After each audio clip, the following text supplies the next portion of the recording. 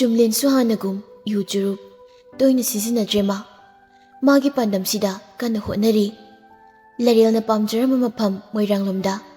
madau maboki murti saduna mafam adu semgatkre semba saba pumloi loisilaktuna ahal nupa nupi khara angang khara leinaba haiduna lehali Chumlensu chikna magi awa pothafam amadi magi rum haptuna mafam sida leirari mama yumdadi mamabu marak marakta yengsinba chatli anambanadi mafam sida lei nungti numit khudingi madaw amadi maboki murtida duk maira thaduna mathamoida ningjaba khuding khurumi mathon anigi dalana pakna sauna mafamdubu koisinduna sai nakana madana angangsing nakala madana ahalsing lei angang ahan punna nushi sanana amana magi mating pangnaduna imung manunggum haraw-haraw laiminay awat apa mata lehende mafamdudadi mani kauba nupa amana homdugi awat apa pumna magyengsinbi mani thamoy sengi mapa narakpadagi layeng na buhotnabada lamachet ama leijarambadu yonkibani loktak mayayda sangtap ama saraga nga paduna magi nupiga ingna sikna leijabani masa yaude adubu mani bu nungsibiba leikaidugi miyamna hainabiduna matai manausibu Chumlengi homsida yengsinaba haiduna lehenbani manigi mabukchal sengba ingtapsabasida Chumlenasu mayambada mayambagum loinazai hunbasu mana thakiba UPSC exam aipaktuna ngasidi asoba miyama oiri Chumlen Kolkata da mukchatuna achawbubu oirabasu amuktangdi unazage khanduna chatlui adubu unaba phangkidre asumna Larelgi mari makhongdi Chumlena khangkidre masu larelna pamjaramba mafamduda magi awa pothabam oiri asumna larel amadi Chumlena kainarakpasi chayeni haukraba matungni after 2 years present 2022 April Chumlen University dagi moiranglomda lai abena piramba pek phasna tawraba khawdusu purai mafamdu yoroklamdaigi haijilakpada lerel sangai haina chawna theliduda Chumlen haifet yenglami aduga garidu manungda thawjilai manigi nupi leima ingkol ising saiduna leirami bungo nang halabo oi tema tamani bu leikibro leibani itema tamani do aigi gada mukta sangbiro on hairamo phani bungo itema nangi sasu semlake chayarni tema Chumlen sangkre makuta parpa khawdu kadu de hek changlakpaga hangdoktuna yingi pektu hek hangbaga rose bouquet akangba mo oirami mathaktu transparent plastic na phajana mu pek torami aduga white masugi phajaraba kudang half ki main shirt ama sorami purito pairaga Chumlen karigumba maningsinglai numitu Chumlen ga lerga unabani Chumlen kudang half oiba white masugi phajaraba main shirt ama lili black machugi pen ama seli Chumlen yengbada tanan yamna phajai lerilna da nangna white masugi fruit lipase yam phajengo yam paksai adum liluko ngausai black pants tuga ibani na ahan mathengna banamita nangna white masugi shirt tuga black pants tuga yam paksabani ada aina khaidagi pamjaba color ani se phati hai mama hoina atubu white ka black ani baharadi aidi fada fase Chumlen Larel na hairamba singdu khangning singlai aduga puritubu pairaga nushina yingi nakandagi rose bouquet akangbadu amu paikhatuna yingi mani Chumlen na moy ani unaba ahanba numituda Valentine numita pikiba rose tuni Chumlen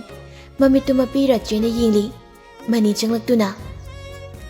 bungo mani na korakpududa Chumlen makot ani na mamaydu satnanthai aduga mani do onsinduna tamani changbiro mani changsilaktuna Chumlengi manaki chair to fami Chumlena tamani ai Tamani nahan club ki ahal laman pradhan yauna mafam sida laklame haibabu kari kamay tawbano angang kara haibaduna kari ibungo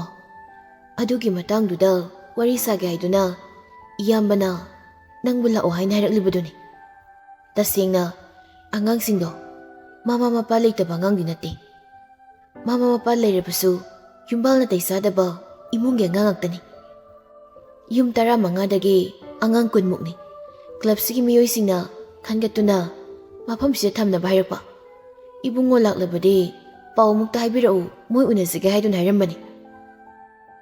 aigi sida leibadi leijasanu tamani tasengna aduguma singbu leinaba sariba sangaini angangsingdugi leibaga yaba tamani na pibikro mani su harauna phani bungo ngasi chumlena mafamduda lakli tabada laikai ki club ki miyoising lakli club ki thaupuba ahal lamana ibungona angangsingdugi leinabagidamak ayaba pibirakpase asuki matik nungaise ibungobu hainingai leitena thagatli ibungona famsida lakpadagi aikhoigi leikaisigisu kanaba kaya mo ire bungo ibungogi chawraba laman ama leikaisina tonsilabani khura nasada dum naibino mathangdasu awana tarabasingbu jingnadana nasada haibiro nasana mafamsida lehanjanaba khudong sabadu soidana pisage angangda natana ahal lamansingsu takpiyo makoigidamakni aina hingliba makoigidamak punsisina lairiba makai chokthaba leitana kathokini khara yamna ahal loiraba amana munghairei isagi kathokpa ngambagi thauna ipana thagatli isana angangsingsibu leifam pibibada natana government gi school da oirabasu mingchanduna lairik tamhanbiba ahal lamansingbuna makoiga sanaba sinfam amam paihanbiba isana honariba mayamse lemnamak mangdaba isorna pinabisanuko isagi punsida aning makuding thungbo oiduna hena mai pakpu oiroko ahal singduna chumlenbu thagat wahi mayam mahairam laga chatkre somdusu susmi mana toriba singduna masana aranmani khangna masagi apambudubu phanglabadi khanduna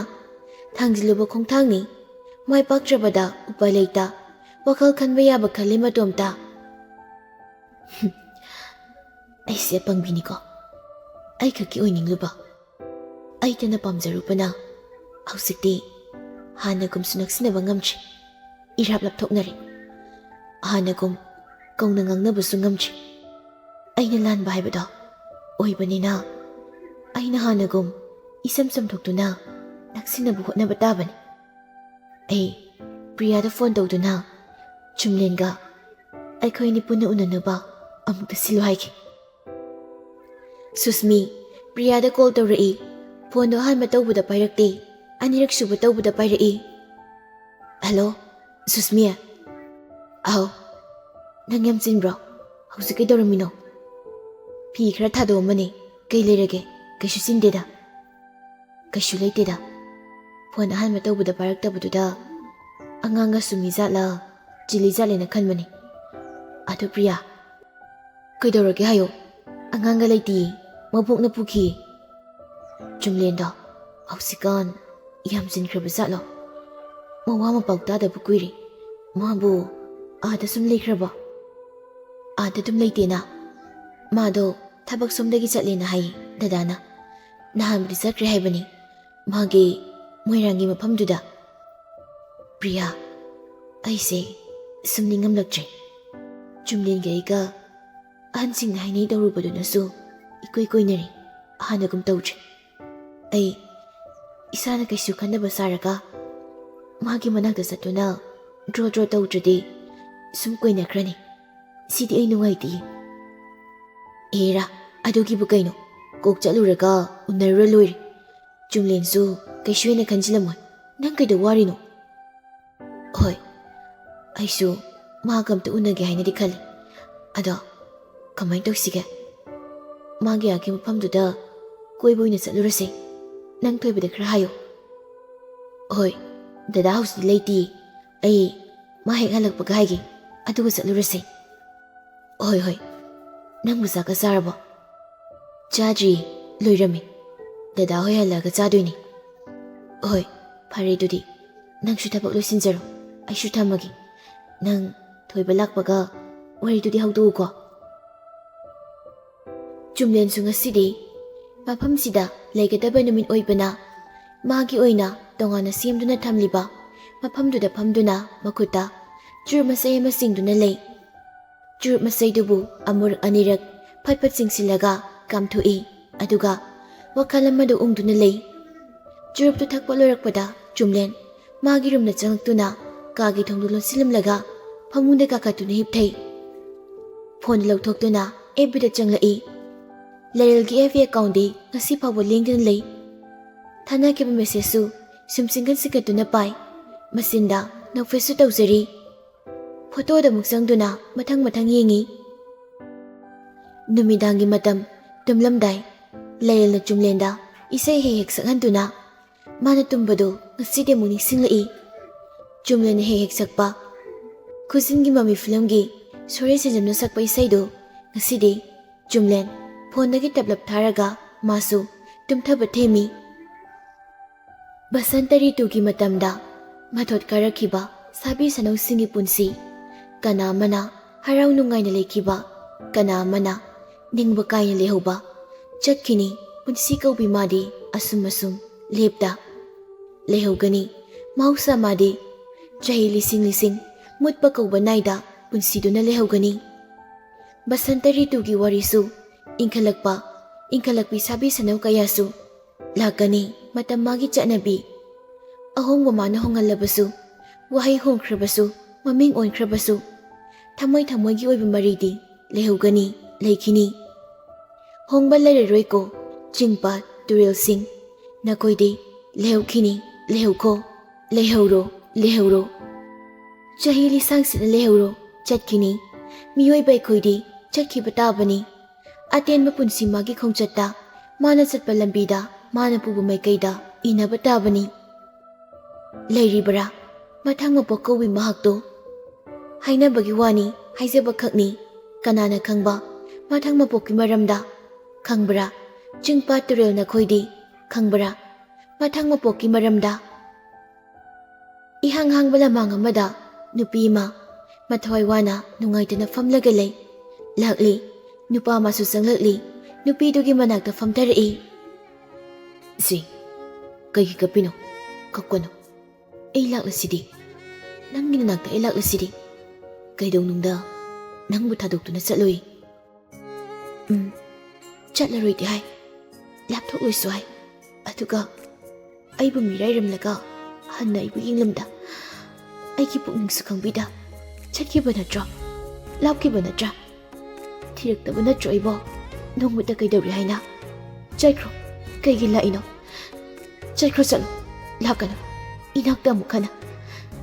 ꯍꯤꯡꯂꯔꯣꯏ ꯈꯜꯂꯕꯤ ꯊꯋꯥꯏꯅꯤ ꯏꯃꯥꯒꯤ ꯈꯜꯂꯒ ꯋꯥꯅ ꯍꯤꯡꯖꯕꯅꯤ ꯌꯦꯠꯂꯛꯀꯅꯨ ꯂꯥꯛꯑꯅꯨ ꯆꯠꯂꯣ ꯆꯠꯈ꯭ꯔꯣ ꯌꯥꯔꯣꯏ ꯑꯩ ꯆꯠꯂꯣꯏ ꯑꯩ ꯅꯪꯕꯨ ꯊꯥꯗꯣꯛꯇꯨꯅ ꯆꯠꯂꯣꯏ ꯄꯨꯟꯁꯤꯒ ꯆꯠꯂꯔꯣꯏ ꯇꯥꯅꯤꯡꯗꯦ ꯑꯩ ꯁꯨꯛꯇ ꯇꯥꯅꯤꯡꯗꯤꯌꯦ ꯇꯥꯠ ꯅꯪꯒꯤ ꯇꯥꯠ ꯋꯥꯔꯧꯏ ꯑꯩ ꯅꯪꯕꯨ ꯁꯦꯡꯅ ꯋꯥꯔꯧꯏ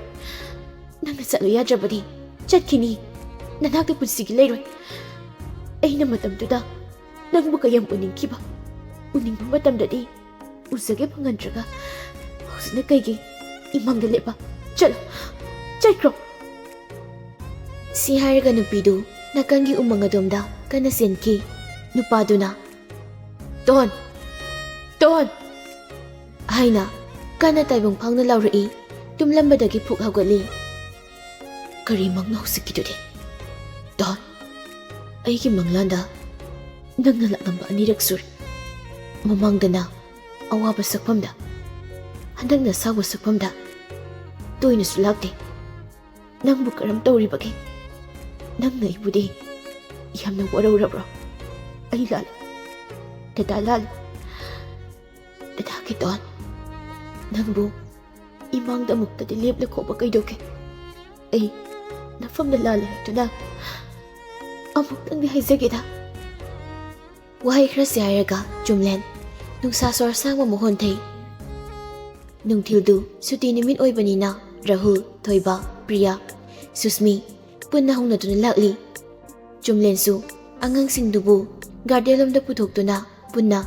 ꯂꯛꯅꯕꯣꯏ ꯁꯥꯟꯅꯕꯣꯏ ꯑꯄꯤꯛꯄ ꯈꯔ ꯌꯥꯎꯔꯤꯗꯨꯅ ꯄꯥꯝꯕꯣꯏ ꯇꯧꯗꯨꯅ ꯂꯩ꯫ ꯃꯌꯥꯝ ꯃꯔꯤ ꯃꯔꯤ ꯆꯪꯂꯛꯄꯗꯨꯗ ꯃꯥꯁꯨ ꯌꯦꯡꯂꯛꯏ꯫ ꯅꯣꯏ ꯃꯌꯥꯝ ꯂꯥꯛꯏꯔꯣ? ꯁꯨꯁꯃꯤ ꯅꯣꯛꯐꯦꯠ ꯇꯧꯅ ꯆꯨꯝꯂꯦꯟꯗ ꯌꯦꯡꯂꯛꯏ꯫ ꯔꯥꯍꯨꯜꯅ ꯑꯧ, ꯁꯣꯝ ꯕꯕꯥꯗꯤ ꯅꯆꯥ ꯃꯌꯥꯝꯁꯦ ꯌꯣꯛꯅꯕ ꯍꯣꯠꯅꯕꯗ ꯑꯩꯈꯣꯏꯒꯤ ꯁꯛꯇꯝꯀꯥꯁꯦ ꯂꯣꯏꯅ ꯀꯥꯎꯊꯣꯛꯈꯤꯕ ꯇꯥꯔꯦꯅ ꯑꯩꯈꯣꯏꯕꯨ ꯅꯤꯡꯁꯤꯡꯕꯤꯌꯨ, ꯀꯥꯎꯕꯤꯈꯤꯅꯨ ꯍꯥꯏꯗꯅ ꯎꯠꯄ ꯂꯥꯛꯂꯤꯅꯤꯅꯦ꯫ ꯑꯁ, ꯋꯥꯔꯤꯗꯤꯕ꯫ ꯊꯣꯏꯕꯅ ꯍꯥꯏꯁꯨ ꯍꯥꯏꯕꯅꯤ ꯚꯥꯏ, ꯅꯪꯒꯤꯁꯤꯅꯕꯨ ꯐꯔꯕ ꯈꯪꯗꯦꯗ꯫ ꯅꯨꯄꯤ ꯊꯤꯔꯒ ꯅꯨꯄꯤꯒꯤ ꯏꯁꯧ ꯇꯥꯗꯣꯏ ꯁꯔꯨꯛꯄꯨꯗꯤ ꯂꯨꯍꯣꯡꯗ꯭ꯔꯤꯉꯩꯗꯗꯤ ꯏꯁꯧꯀꯥꯁꯦ ꯈꯔ ꯐꯕ꯭ꯔꯥ ꯈꯜꯂꯝꯕꯅꯤ꯫ ꯍꯧꯖꯤꯛꯇꯤ ꯂꯣꯏꯔꯦ꯫ ꯃꯃꯥ ꯃꯆꯥ ꯆꯪꯗꯅ ꯑꯩ ꯑꯣꯠꯂꯤꯕꯅꯤ꯫ ꯃꯆꯥꯗꯨꯅꯒ ꯃꯔꯣꯜ ꯑꯃ ꯃꯁꯤꯡ ꯐꯠꯇ꯭ꯔꯤꯕ꯫ ꯅꯪꯒꯤ ꯆꯥꯎꯄꯣꯛꯁꯤꯡꯁꯤꯅꯕꯨ ꯐꯔꯦꯗ꯫ ꯅꯠꯇ꯭ꯔꯒ ꯑꯩꯒꯤ ꯏꯆꯥꯗꯣ ꯁ꯭ꯋꯥꯏꯗ ꯍꯥꯞꯆꯤꯜꯂꯛꯎꯔꯣ? ꯅꯪ ꯌꯣꯛꯂꯒꯦꯔꯣ ꯚꯥꯏ? ꯆꯥꯎꯔ ꯄꯤꯔꯛꯑꯣ꯫ ꯊꯣꯏꯕ ꯄ꯭ꯔꯤꯌꯥꯗ ꯑꯣꯟꯁꯤꯜꯂꯒ ꯁꯤꯅ ꯐꯗꯣꯔꯤꯕ꯭ꯔꯥ ꯅꯨꯄꯤ? ꯅꯪꯁꯨ ꯏꯆꯥꯗꯣ ꯑꯃꯈꯛ ꯁꯦꯟꯅꯕꯗ ꯁꯧ ꯌꯥꯝ ꯂꯥꯎꯗꯥꯏꯅꯦ꯫ ꯁꯤ ꯆꯨꯝꯂꯦꯟꯗ ꯄꯤꯊꯣꯛꯈ꯭ꯔꯁꯤ꯫ ꯃꯥꯅ ꯃꯥ ꯌꯣꯛꯆꯔꯅꯤ, ꯃꯤ ꯑꯣꯏꯅꯕꯁꯨ ꯁꯦꯝꯖꯔꯁꯅꯤ꯫ ꯍꯌꯦꯡꯋꯥꯏ ꯑꯗꯨꯝ ꯂꯧꯔꯒ ꯂꯣꯏꯔꯦ꯫ ꯄ꯭ꯔꯤꯌꯥ ꯃꯃꯤꯠ ꯄꯩꯅ ꯊꯣꯏꯕꯗ ꯌꯦꯡꯂꯛꯏ꯫ ꯌꯦꯡꯉꯨꯅꯦ, ꯃꯆꯥꯁꯦ ꯀꯩꯝꯇ ꯃꯤꯅꯨꯡꯁꯤ ꯌꯥꯎꯗꯕꯅꯤ꯫ ꯑꯁꯤꯕꯨ ꯌꯦꯡꯉꯨꯕ, ꯑꯁꯨꯃꯥꯏꯅꯒ ꯍꯥꯏꯁꯤ꯫ ꯑꯩꯅ ꯁꯣꯝꯗ ꯏꯆꯥꯗꯨ ꯈꯛ ꯄꯣꯛꯅꯕ ꯍꯣꯠꯅꯕꯗ ꯊꯋꯥꯏꯒꯁꯦ ꯊꯥꯒꯦ ꯇꯧꯏ꯫ ꯑꯗꯨꯒ ꯅꯪꯅ ꯑꯍꯤꯡꯗ ꯁꯪꯒꯣꯝ ꯈꯤꯇꯪ ꯁꯦꯝꯂꯒ ꯄꯤꯔꯛꯄꯒꯤ ꯁꯨꯃꯥꯏ ꯍꯥꯏꯅꯦꯕ꯫ ꯈꯪꯅꯤꯕ ꯅꯪ ꯏꯆꯥꯗ ꯊꯦꯡꯐꯥꯎ ꯊꯦꯡꯍꯜꯂꯣꯏꯕ꯫ ꯑꯩꯅ ꯉꯝꯅꯕ ꯂꯣꯏ ꯍꯣꯠꯅꯒꯦ꯫ ꯄ꯭ꯔꯤꯌꯥꯒꯤ ꯃꯁꯤꯡ ꯈꯪꯕ ꯊꯣꯏꯕꯅ ꯏꯍꯦꯔꯥ, ꯁꯨꯝ ꯐꯥꯒꯤ ꯇꯧꯕꯩ ꯋꯥꯅꯤ꯫ ꯑꯗꯨꯛ ꯅꯨꯡꯁꯤꯕ ꯏꯆꯥꯗꯨꯕꯨ ꯀꯩꯅꯣ? ꯆꯨꯝꯂꯦꯟ ꯅꯣꯛꯇꯨꯅ ꯍꯧꯖꯤꯛꯇꯤ ꯑꯉꯥꯡꯗꯨ ꯀꯥꯏ ꯊꯝꯃꯝꯃꯒꯦ? ꯄꯨꯔꯛꯎ ꯌꯥꯗ꯭ꯔꯣ? ꯏꯅꯦꯝꯕꯣꯛꯇ ꯁꯤꯟꯅꯔꯝꯃꯦ ꯚꯥꯏ꯫ ꯉꯁꯤꯗꯤ ꯏꯇꯩ ꯏꯅꯥꯎ ꯄꯥꯈꯪ ꯂꯩꯁꯥꯕꯤ ꯁꯥꯔꯨꯁꯦꯅ ꯍꯦꯛꯇ ꯀꯥꯞꯊꯔꯕ꯫ ꯁꯣꯝ ꯅꯥꯀꯟꯗꯒꯤ ꯑꯣꯔꯤ ꯄꯥꯈꯪꯁꯤꯒ ꯑꯣꯔꯤ ꯂꯩꯁꯥꯕꯤꯒꯁꯤꯅ ꯀꯝꯗꯧꯕꯅꯣ ꯈꯪꯗꯦ꯫ ꯃꯣꯏ ꯑꯅꯤꯁꯨ ꯀꯟꯅ ꯁꯨꯒꯠꯂꯛꯏ꯫ ꯁꯨꯁꯃꯤꯅ ꯑꯩꯉꯣꯟꯗ ꯑꯃꯨꯛ ꯑꯣꯟꯁꯤꯜꯂꯛꯀꯅꯨꯀꯣ꯫ ꯑꯗꯨ ꯆꯨꯝꯂꯦꯟ, ꯅꯪꯒꯤꯁꯤꯕꯨ ꯑꯉꯥꯡ ꯀꯌꯥꯃꯨꯛ ꯂꯩꯒꯦ? ꯌꯥꯝꯕ ꯃꯥꯜꯂꯦ꯫ ꯑꯩꯒꯤꯁꯤꯗ ꯑꯉꯥꯡꯁꯦ 60ꯃꯨꯛ ꯂꯩ ꯁꯨꯁꯃꯤ꯫ ꯑꯄꯤꯛꯄꯗꯒꯤꯅ ꯑꯆꯧꯕ ꯐꯥꯎ ꯂꯩ꯫ ꯑꯆꯧꯕ 10ꯃꯨꯛꯇꯤ ꯂꯩ꯫ ꯃꯣꯏꯅ ꯃꯁꯥ ꯃꯁꯥꯒ ꯆꯥꯟꯅꯕ ꯊꯕꯛ ꯑꯃꯃꯝ ꯐꯪꯗ꯭ꯔꯤ ꯐꯥꯎꯗꯤ ꯂꯣꯏꯅ ꯁꯤꯗ ꯂꯩꯍꯟꯕꯤꯅꯤ꯫ ꯁꯤꯗꯁꯨ ꯊꯕꯛ ꯃꯇꯦꯡ ꯄꯥꯡꯕ ꯑꯣꯏꯅ꯫ ꯑꯍꯜꯁꯤꯡꯅ 45-50ꯃꯨꯛꯅꯤ꯫ ꯁꯨꯁꯃꯤ ꯑꯣ ꯍꯥꯏꯕꯒꯨꯝ ꯃꯉꯛꯇ ꯅꯣꯝꯃꯤ꯫ ꯊꯣꯏꯕꯅ ꯚꯥꯏ, ꯅꯪꯒꯤꯁꯤꯅ ꯐꯔꯦꯗ꯫ ꯅꯪꯗꯤ ꯍꯌꯦꯡ ꯁꯦꯕꯥ ꯁꯦꯕꯤꯒꯤꯗꯤ ꯀꯩꯝ ꯋꯥꯅꯤꯡꯉꯥꯏ ꯑꯣꯏꯗ꯭ꯔꯤ꯫ ꯅꯆꯥ 60ꯁꯤꯅ ꯇꯧꯔꯛꯄ ꯁꯦꯕꯥꯗꯤ ꯍꯥꯏ ꯁꯤꯗꯁꯨ ꯅꯠꯇꯦ, ꯄꯣꯛꯇꯣꯏꯁꯨ ꯙꯝꯃꯥꯃꯨꯛ ꯋꯥꯠꯂꯝꯈꯤꯅꯤ꯫ ꯅꯪꯕꯨꯗꯤ ꯐꯩ꯫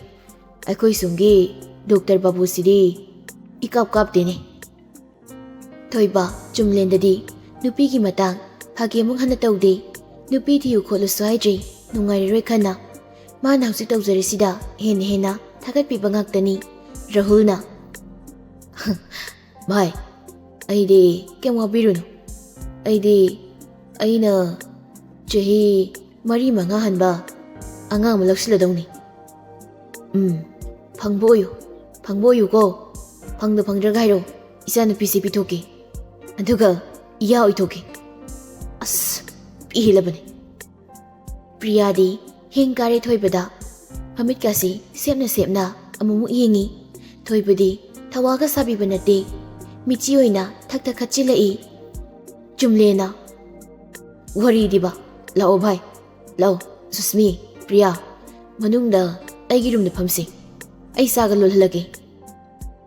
ꯆꯨꯝꯂꯦꯟ ꯑꯉꯥꯡꯁꯤꯡꯗꯨꯕꯨ ꯁꯦꯟꯅꯅꯕ ꯑꯇꯣꯞꯄ ꯂꯩꯔꯤꯕ ꯃꯤꯁꯤꯡꯗꯨꯗ ꯁꯤꯟꯅꯔꯝꯂꯒ ꯃꯥ ꯆꯪꯈꯤ꯫ ꯃꯅꯤꯒꯤ ꯅꯨꯄꯤꯗ ꯃꯤ ꯂꯥꯛꯑꯦ, ꯆꯥ ꯈꯔ ꯂꯣꯟꯕꯤꯔꯛꯎ ꯍꯥꯏꯔꯝꯂꯒ ꯃꯈꯣꯏ ꯄꯨꯟꯅ ꯑꯃꯨꯛ ꯆꯪꯃꯤꯟꯅꯔꯛꯏ꯫ ꯁꯨꯁꯃꯤꯗꯤ ꯆꯨꯝꯂꯦꯟꯒꯤ ꯑꯗꯨꯒꯨꯝꯕ ꯃꯇꯧꯗꯨꯕꯨ ꯅꯨꯡꯉꯥꯏꯇ tumin yengzay. Somdasu numidangi chak ising saraga thabak loisinduna imung changlai abe. Phamungda leiriba magi phone du nganduna leirami. Mana sangsinu yengmada number du khangdaba call ama lai. Lakliba call du Bangalore number ni. Abe kana oirazano. Masinaga tarokpa oibasala khanduna phone du sat paikhatli. Hello? Somdagi hello haraklaga kai harakpaino khangdi. Khonjil du taraga abe swailawi. Masa pumbadu tu sungkiba khanghodi. Ngayaktang duda tarang ama satli. Gyanamuk taraktuna sat khumlai. Hello? Lairya?